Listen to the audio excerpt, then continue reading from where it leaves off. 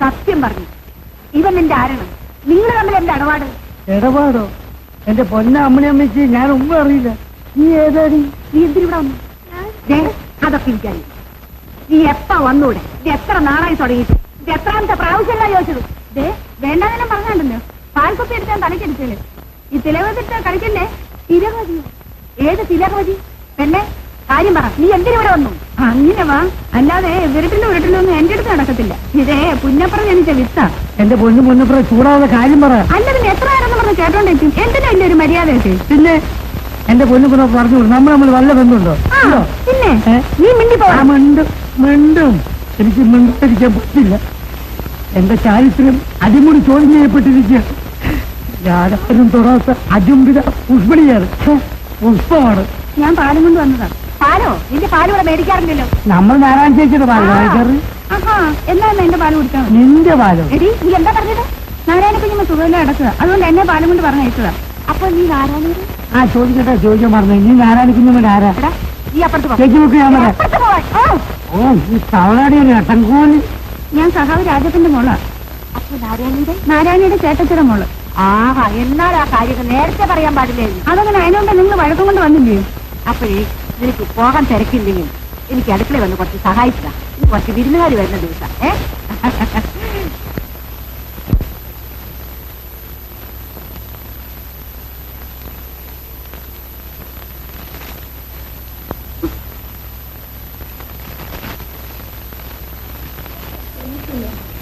മണി എത്രയാണെന്നറിയാമോ?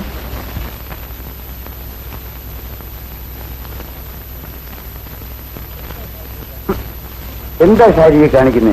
ഒന്ന് എണീക്കുന്നേ, അവരൊക്കെ ഇപ്പൊ വരും. ആരൊക്കെ? നീലക്കുട്ടി ചന്ദ്രേട്ടനൊക്കെ. വന്നോട്ടെ. എന്റെ പൊന്നല്ലേ, ഒന്ന് എണീറ്റു. ഞാൻ പിണക്കമാ. എന്താ കാര്യം? അമ്പലത്തിലേക്ക് വിളിച്ചു വന്നില്ല.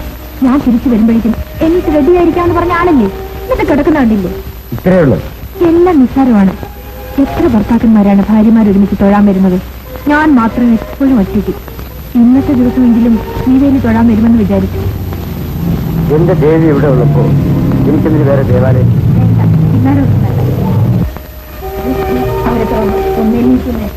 വരട്ടെ. കല്യാണം കഴിഞ്ഞിട്ട് 9 വർഷമായി. പിള്ളേരും 2 ഇനിയും വാസന ആസ്വദിച്ചു. അതിനവരൊക്കെ തന്നെ വിളിച്ച് വരിച്ചതാണ്. എടാ സുഖു, എന്നെ അല്ലാതെ പിന്നെ ആരെയാ നിനക്ക് വിളിക്കാനുള്ളത്? ഒന്നുമല്ലെങ്കിലും ഞാൻ ഈ തറവാട്ടിലെ കാരണവരും പരോപകാരിയും സൽസ്വഭാവിയും. സമൂഹത്തിൽ നിലയുമുള്ള എന്നെയും എന്റെ സഹധർമ്മിനെയും ക്ഷണിച്ചിട്ട് അതെല്ലാം മറന്നിട്ട് നിങ്ങൾ ഇവിടെ എന്ത് ചെയ്യുന്നു? അങ്ങനെ വരട്ടെ. മിണ്ടാരടി. അതെ, നേരം വിളിച്ച് ഇതുവരെ ഒരു തുള്ളി വെള്ളം കുടിച്ചില്ല. നിങ്ങളുടെ ക്ഷണത്തെ ആദരിച്ച് ഇന്നലെ തുടങ്ങിയ പട്ടിണിയാണ്. എന്താണ് കാരണവന്മാരോട് സമാധാനത്ത്? മനസ്സിലാവാതെ അല്പം മാരേജ് ഒക്കെ വേണം. ബെഡ്റൂമിൽ കയറിയൊന്നുമില്ല, ലൈസൻസ് ഇല്ല. ഓഹോ, ഇതെപ്പോ തുടങ്ങി തനിക്ക് മാനേജ് മുദ്രാഭ്യാസം?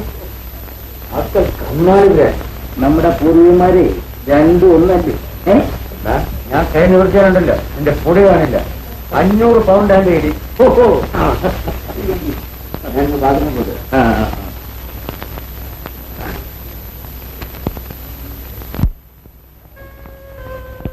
എടാ സുഖു, നീ ഇന്ന് രാത്രി വെഡിങ് ആനിവേഴ്സറി നല്ല സ്റ്റേജിക്ക് ആഘോഷമായുണ്ടല്ലോ. ഇന്ന് വൈകുന്നേരം നമുക്കൊരു പിക്ചറിന് പോകാം. പരീക്ഷ അടുത്തിരിക്കല്ലേ, സിനിമയും വേണ്ട, ഒന്നും വേണ്ട. നല്ല പിക്ചറാ മമ്മി. പറഞ്ഞു കേട്ടില്ലെങ്കിണ്ടല്ലോ. അതാ നല്ലത്. ആർക്കാണ് നിന്റെ ഫുട്ബോൾ മാച്ച്? എന്താ ഇവിടെ ഒരു കരിഞ്ഞ മണം? ഒന്നുമില്ലല്ലോ. ഓഹോ, എന്റെ ഉടനെ കഴിഞ്ഞ മണമാണ്. വിഷമിട്ടായിരിക്കും. ഓ, ഇങ്ങനെയുണ്ടൊരു മനുഷ്യൻ. മമ്മി സിനിമ ഇതിനാ കുടിക്കാൻ തോറ്റു. ഇറങ്ങ ഇത്ര ഒരു സിനിമ വരുത്തിട്ട് ഒരു ഫുട്ബോൾ മാച്ച്.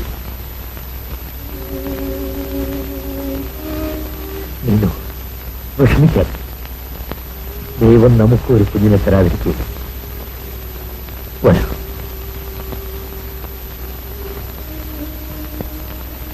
അപ്പൂട്ട, ആ പഴം വെച്ചിരുന്ന പാത്രം ഇങ്ങോട്ട് എടുത്തിട്ട് വാ. ആ അമ്മണിയമ്മച്ചി, തെറ്റ് റെഡി. ലൈറ്റ് ഓൺ ചെയ്യാ. ആർട്ടിസ്റ്റുകളൊന്ന് സ്റ്റാർട്ട് ചെയ്യും. പോടാ നിന്റെ ഒരു സിനിമ. ഓ, കറക്റ്റ്.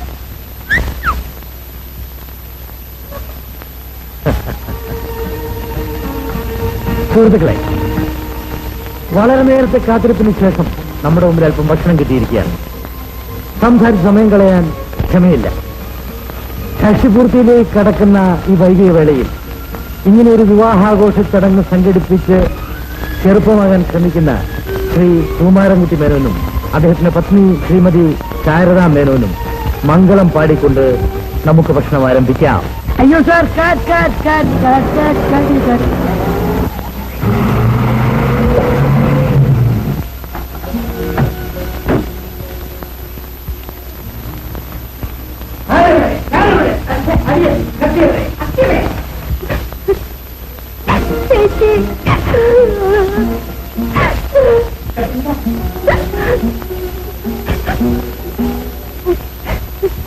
ഹലോ ചന്ദ്രശേഖർ, തനിക്ക് ബാങ്കിലും സൗഖ്യം തന്നെ? Fine, thank you. ഞങ്ങൾ ഇത്രയേരം കാത്തിരുന്നു. കാണാതായപ്പോ we just started. I'm very sorry. We are very sorry. വേണ്ട വേണ്ട, പങ്കായിട്ടൊന്നും പറയണ്ട. ഇതേ എന്തിനാ എന്നെ പേടിപ്പിക്കുന്നത്? I say you behave yourself. എന്റെ കാര്യം നോക്കാൻ എനിക്കറിയാം. എന്നെ ആരും ഉപദേശിക്കണ്ട. എന്റെ മര്യാദ ഞാൻ സഹിക്കാവുന്നതിലേറെ സഹിക്കുന്നുണ്ട്. But this is unbearable. സഹിക്കണ്ട. ഞാനിനി സഹിപ്പിക്കാൻ വരുന്നുമില്ല. എന്താ ഗീത എങ്ങനെയൊക്കെ? ചേട്ടനറിയില്ല, ഈ മനുഷ്യൻ എനിക്കിനി ഇത് സഹിക്കാൻ പറ്റൂല. എന്താ ചന്ദ്ര ഇപ്പോഴതിന് കാരണം? ചേച്ചി, ഞാൻ തോറ്റു. ഇന്നലെ രാത്രി കുറച്ച് ഫയൽസ് നോക്കാനുണ്ടായിരുന്നു. കിടന്നപ്പോ ഏതാണ്ട് 1 മണി. അതുകൊണ്ട് രാവിലെ എഴുന്നേക്കാൻ സ്വന്തമായി. രാവിലെ കണ്ണു തുറന്ന് നോക്കിയപ്പോ ഭദ്രകാളിയെ പോലെ കലിൽ നിൽക്കുന്ന ഇവളെയാണ് കണി കണ്ടത്. അയ്യോ പാവം. ചേട്ടാ ചേട്ടാ, ഇങ്ങനെയൊന്നല്ല, ഞാൻ പറയാം. ഇന്നലെ വന്നപ്പോഴേ പറഞ്ഞു നാളെ രാവിലെ ഇങ്ങോട്ട് വരണം, നേരത്തെ കിടക്കണമെന്ന്. കേട്ടില്ല. എന്നെ കേൾക്കാഞ്ഞത്? ബാങ്കിലെ ഫയൽ നോക്കാനുണ്ടായിരുന്നു അത്രേ. ചേട്ടനേക്കാളും ചേച്ചിയേക്കാളും എന്റെക്കാളും വലുത് ബാങ്കാണ്. ഞാൻ നിങ്ങളുടെ കൂടെ വയ്ക്കാം. നിങ്ങളെ ബാങ്കിൽ തന്നെ പോയി പുറത്തോ. നിങ്ങളാണ് മിണ്ടാതിരിക്കാൻ പറഞ്ഞത്. കണ്ടില്ലേ, എല്ലാവരുടെയും മുമ്പിൽ തന്നെ ഇൻസൾട്ട് ചെയ്യണമെന്ന് ഇവർക്ക് നിർബന്ധമാണ്. അല്ലെങ്കിൽ ഞാൻ ഡ്രസ് മാറുന്നതിന് മുമ്പ് വണ്ടി എടുത്തുകൊണ്ട് വരേണ്ട വല്ല കാര്യമുണ്ട്? ചേട്ടനാണെങ്കിൽ സഹിക്കും. പിന്നെ ഞാനായതുകൊണ്ട് വേറെ ടാക്സി എടുത്തുകൊണ്ട് വന്നു. ഇവളെ ഓർത്തിട്ടല്ല, ചേട്ടനെയും ചേച്ചി ഓർത്തിട്ട്. എന്നെ ഓർക്കാത്തവരെ കൂടെ ഞാൻ എന്തിനു വരുന്നു? നിങ്ങൾ ആ ബാങ്ക് തന്നെ പുറത്തോ. അതിന് നിന്നെ ഞാൻ ക്ഷണിക്കാവുന്നതല്ല. എന്തിങ്ങനെ കൊച്ചു കുട്ടികളെ പോലെ വഴക്കൂടുന്നു? ഓടിച്ച് ചന്ദ്ര അവിടെ ഇരിക്കൂ. അതുകൊണ്ടല്ലേ ചേട്ടാ, എനിക്ക് പോകേണ്ട അത്യാവശ്യം. ഇന്ന് ഞങ്ങൾ ഡെപ്യൂട്ടി മാനേജർ വരും. അതുകൊണ്ട് സ്വല്പം നേരത്തെ ബ്രാഞ്ചിലെത്തണം. I'm so sorry. So many happy returns to the day to both of you. ഞാൻ വരട്ടെ? Santhosh, Tommy. Okay mister Menon. Chandra, ഗീതയും കൂട്ടിക്കോളൂ. അവള് വേണമെങ്കിൽ വേറെ വണ്ടി വിളിച്ചു വരട്ടെ. എന്റെ കൂടെ ആരും വരണ്ട. എനിക്ക് പോണം, എനിക്ക് ബാങ്കിൽ പോണം. എന്നെ കൊണ്ടത് പോകല്ലേ? എങ്കിൽ എനിക്ക് ഒന്ന് കാണണം. ഞാൻ പോകുന്നു ചേച്ചി. ഈ മനുഷ്യന്റെ ബാങ്ക് ഞാൻ ശരിയാക്കും. എന്നെക്കാൾ നല്ലത് ബാങ്കാണത്രേ. എനിക്ക് നിന്നോട് തർക്കം ചെയ്യിക്കാൻ സമയമില്ല. ഞാൻ പോകുന്നു. പറഞ്ഞത് എന്നെ വീട്ടിൽ കൊണ്ടാക്കി എന്റെ ബാങ്ക് പോയാൽ മതി. ചേച്ചി, ഞാൻ പോകുന്നു, പിന്നെ വിളിക്കാം. Real entertainment. കാരേ, നിന്റെ അനിയത്തിയെ കൊള്ളാം, അവളുടെ ഭർത്താവ് കൊള്ളാം. നിമിഷത്തിൽ പെണുങ്ങും, നിമിഷത്തിൽ ഇണങ്ങും. കൊച്ചുനാൾ മുതലേ ഗീത അങ്ങനെയാണ്. ഓരോ തവണ അവൾ ഫോൺ ചെയ്യുമ്പോഴും കടന്നു വരുമ്പോഴും ഒരു വഴക്കിന്റെ കഥ ഞാൻ മുൻകൂട്ടിയെ മനസ്സിൽ കാണും. ഏതായാലും ഗീതയ്ക്ക് പറ്റിയ ഭർത്താവ് തന്നെ. ഒരാൾ വളയുമ്പോ ഒരാൾ വരും. തമാശ. ഭക്ഷണം നമ്മൾ കാത്തിരിക്കുന്നു. നീ ഇപ്പൊ ടൂർ പരിപാടിക്കൊന്നും പോകാറില്ലേ? എല്ലാം ഞാൻ അറിയുന്നുണ്ട്. നിന്റെ ടൂർ പരിപാടിയും വീരാവിലാസും ഒക്കെ.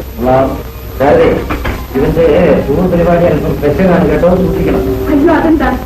മനസ്സിലായില്ലേ കേട്ടോ? നിന്റെ ചില അവിഹിത ബന്ധങ്ങളൊക്കെ ഞാൻ അറിയുന്നുണ്ട്.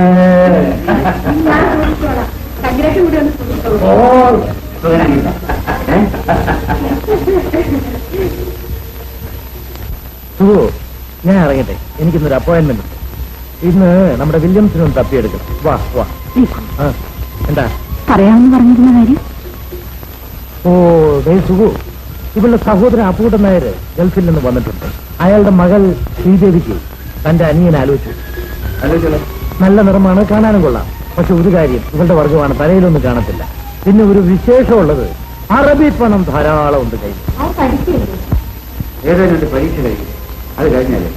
ഓ തിരുവള്ളം പോലെ. എന്നാ ഞാൻ ഇറങ്ങട്ടെ. വാ പോവാ.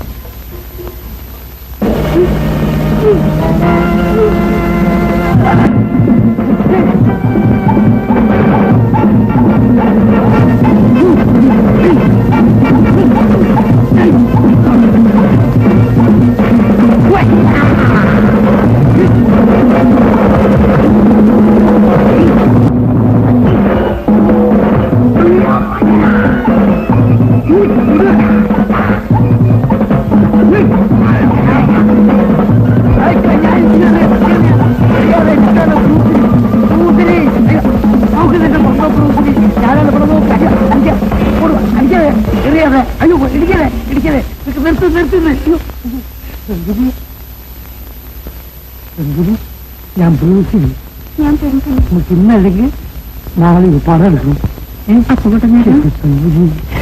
അയ്യോ അമ്മണിയമ്മ പോയി ചാവാൻ പറ. അമ്മണിയമ്മ ഓടിച്ചു ഓടിച്ചു പോട്ടെ. ഇന്നല്ലേ കല്ലരുത് കല്ലരുതെന്ന് കുറെ നേരം അവരെന്നെ ഇട്ട് കളിപ്പിക്കുന്നു. പഠിക്കോടുന്നു. എടാ വേറെ ഇരിക്കാൻ.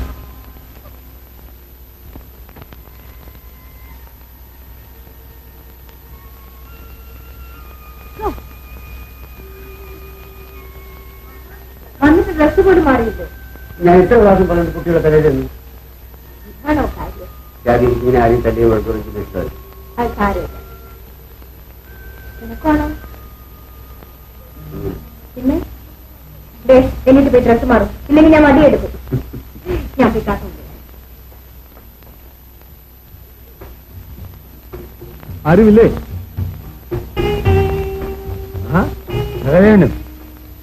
എന്താ നോട്ടീസില്ലാതെ? കഥവ് തുറന്നു കിടക്കുന്നു, ഇപ്പുറത്തെങ്ങും ആരുമില്ല. മോഷ്ടിക്കാൻ നല്ല സമയമല്ലോ എന്ന് ആലോചിക്കായിരുന്നു. ചത്ത് കിടന്നാലും കുറുക്കര് കണ്ട് കോഴി കൂടി തന്നെ. ഹലോ നമസ്കാരം, സുഗന്ധനല്ലേ? ഇങ്ങനെയൊക്കെ കഴിയുന്നു. ഇരിക്കും. ചായ കൊണ്ടിരിക്കും. ചായ എത്ര അന്തസ്സാരശൂന്യമായ പദം.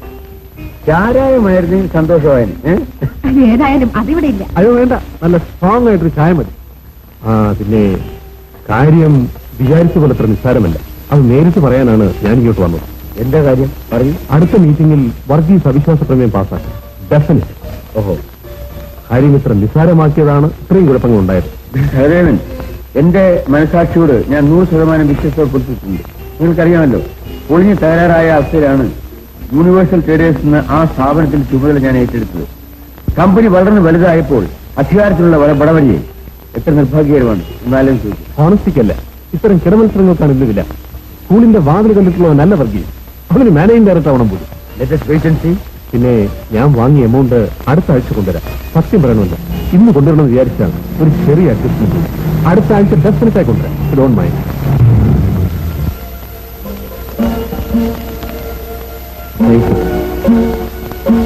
ആരാ ഇത്? ശാരദയുടെ അനിയത്തിയാണ്. ഒരു ഗൗരവമില്ലാതെ പോകുന്നു. Excuse me, 1 minute. എപ്പോ നോക്കിയാലും എന്താ കാര്യം? അയാൾ പോയോ? ഇല്ല. ഒന്ന് യാത്ര ചെയ്തിട്ട് വരും.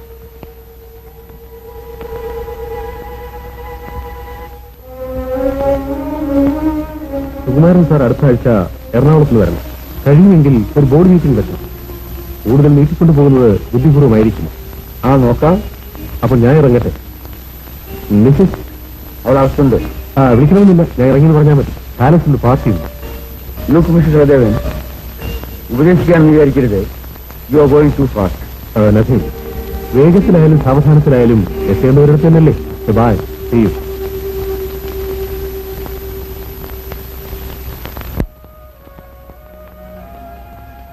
എന്താ പ്രശ്നം? പ്രശ്നമൊന്നുമില്ല.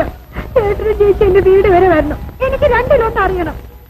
ഏത് 2 2 ഒഴിയണോ 2 ഒന്ന്? നാളെ അവളുടെ ഒരു 2 ലോട്ട് ഇന്നലെ പറയാവുന്നില്ല.